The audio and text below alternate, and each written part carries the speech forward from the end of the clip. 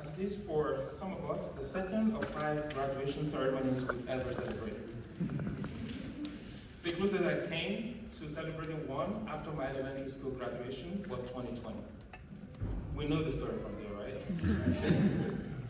I consider today a day of thanks to God and all who have made today what it is for all graduating students here. Those who are probably not in these front seats, but put in so much work to make it a bit easier for us to get this far. I appreciate the faculty members and mentors who nominated me to be a speaker on an occasion like this. I'm deeply grateful, and it is a day of gratitude and a day to be proud of accomplishments that we cannot make happen alone. I, for one, am humbled by all the support I've received throughout this journey. We all have different stories to tell of how we got here. For some, it's natural that you must go to college, since everyone in the family must go. For some, it's the opposite. You go because the onus rests on you to make the first college graduate. For some, they come to college by accident and never left. I fall within the second category. I'm the son of a mother who dropped out for her brothers to go to school,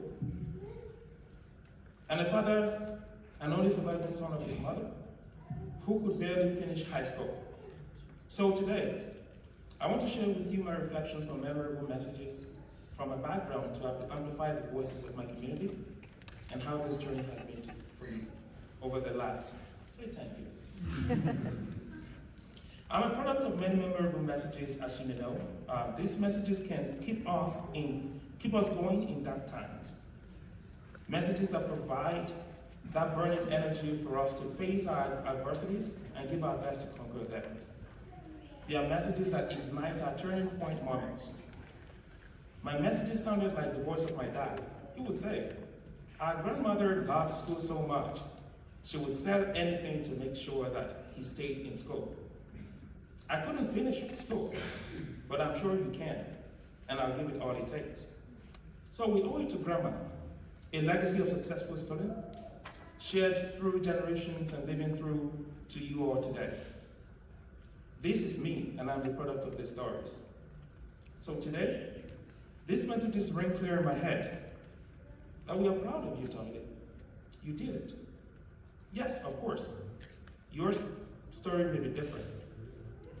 But please, if you lose it all, colleagues and fellow graduates, don't lose those messages. They make the difference. Sure, they can sometimes go stale. Make new ones with people who care about you and that you care about. Memorable messages are light in the dark, as I noted. They come when you least expect and can be all you need to be the difference. Memorable messages inspire, they identify, the zeal to keep pressing on, sometimes when it doesn't even make sense. So I implore you today to please hold on to yours and let them guide you to your dreams. As I noted today is a day of thanks for all the support we've received. And today, in particular, I want to thank my parents, Mr. Oloruntobi and Mrs. Olufemi, for all the sacrifice they make to make today a reality. It seemed impossible, but we did it. If they were both here, this regalia won't stay long on me. I wouldn't want it to, because they are both shared owners. And I say, so shall it be. And the church will say, amen.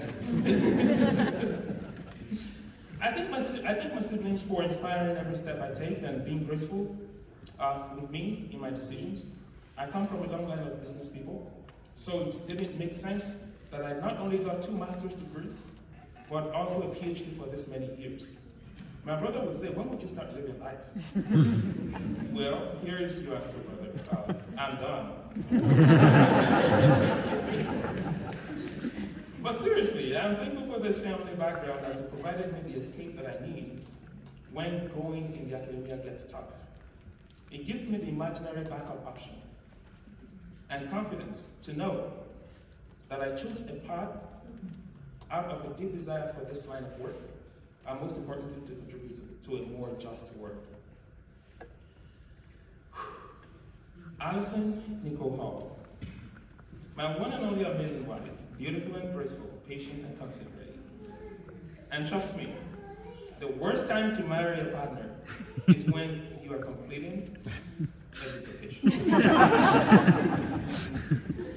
No, I literally advise you, don't do it. Except you have a partner like Ali. She is graceful, very with my busy schedule, and keeps a good spirit throughout this period. And I love you so much for that, and many more.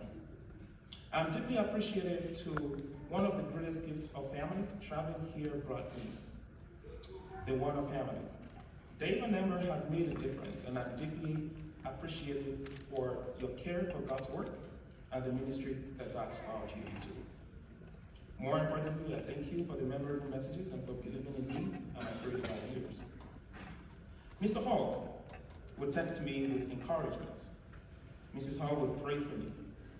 These are some of many memorable and remarkable gestures you've made to me today to make today possible.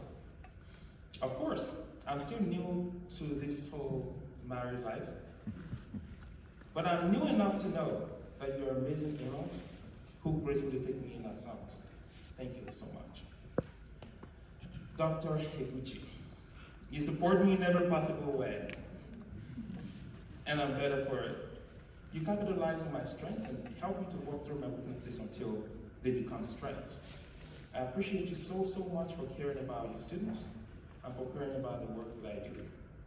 I'm deeply grateful, and you know, I'm working with like the Nigerian people to make you another Nigerian. And the great thing is that your Nigerian last name fits the description perfectly, so it's gonna work. I want to say thank you to Dr. Lechuga for working with me on those application materials. You were one of the first few people who put the idea of getting a job at an RO in my head. And that stays memorable forever, and I'm deeply grateful for that. Dr. Rodriguez, for your quick replies to my messages when I needed them the most. Meeting with you brings clarity to the most abstract ideas, and I really am grateful for that. I thank all the advisors that have advised my projects from undergraduate through my first and second masters, Dr. Shola Onibi, Dr. Dunia Abur, Dr. Seki Sakimoto and Chris Brown, who are alumni of this department, Dr. Rufus Monero.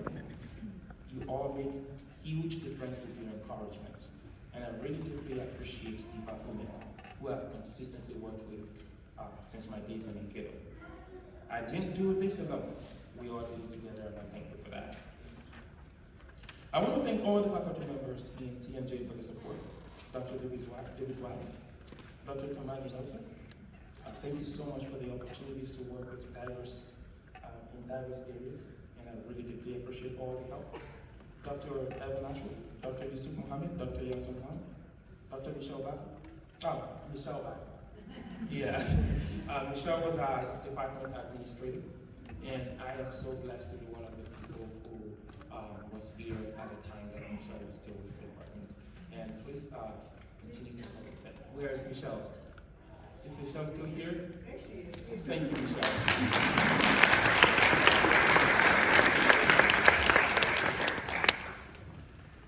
I also want to appreciate David Keaton, Dr. David Keaton for all the help and the support. I deeply appreciate my friends. They are familiars to me, and they are wonderful people. I deeply appreciate Kai Ashton, Christina Blankenship, Leonie Kim. I call her by her name, not Leon. Leon is wonderful. Olivia Rowe, Chelsea Rowe, Emily, Andy, Nana, Innocent, Godfrey, Musudi, Crumpton, Olamide Ayobimbo, Wasiu, Vincent Akintobe, Dennis, Motivala, Tui, Ola, and Tosi, among so many other friends. To all my colleagues with whom I shared coffee, tea, discussions, ideas in these 4 years or less, you've made me whole, and I'm indeed indebted to you. Thank you all so much. The academic work is sometimes long, and best walked in team. So, I'll continue to appreciate your support, prayers, and commitment to calling me to order if I drift from what you will know of my core values. I continue to believe that someday our academic environments could and would preach, would be what it preaches, and I hope you all will continue to share these beliefs with me. To my fellow graduating students, while for some of you, you may still have other degrees to get, I want to share this solemn commitment with all of you, that I hope we can meet together here today. I hope we can commit to social justice and communication for social change. I hope we disarm together structures of oppression that sustain marginalization and inequities in our society. And I hope that down the line, we could look back and say, I did my best and the world was better for it. So as I move on today to what's next, C&J, please rest assured that this is not a goodbye. And I wish a class of 2024 all the best in your endeavors, and congratulations and thanks for this opportunity.